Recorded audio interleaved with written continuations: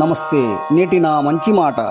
అర్థకామాల మనసున అదుపు చేసి ధర్మ మార్గాన పయనించ ధార్మికముగా దైవ కృపతోడ నీ జన్మ ధన్యమగును. దైవ కృపతోడ నీ జన్మ ధన్యమగును. మరచిపోబోకుమెప్పుడు నా మంచి మాట.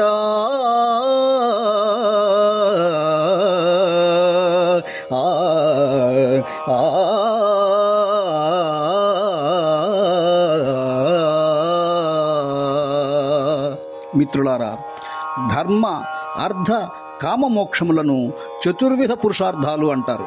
మానవుడు ఏ పనిని ఆచరించినా ఈ నాలుగింటికి లోబడి మాత్రమే చేయాలి అంటారు పెద్దలు.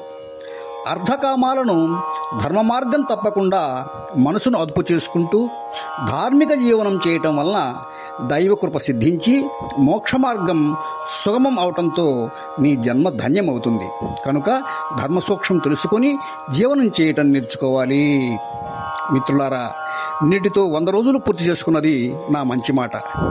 ఆదరించిన మీ అందరికీ నా కృతజ్ఞతాభివందనములు. నా ఛానల్ను సబ్స్క్రైబ్ చేసుకొని నన్ను ప్రోత్సహించవలసిందిగా వినమ్రంగా కోరుకుంటున్నాను. మీ గణపతిరాజు వెంకట శేషగిరిరావు.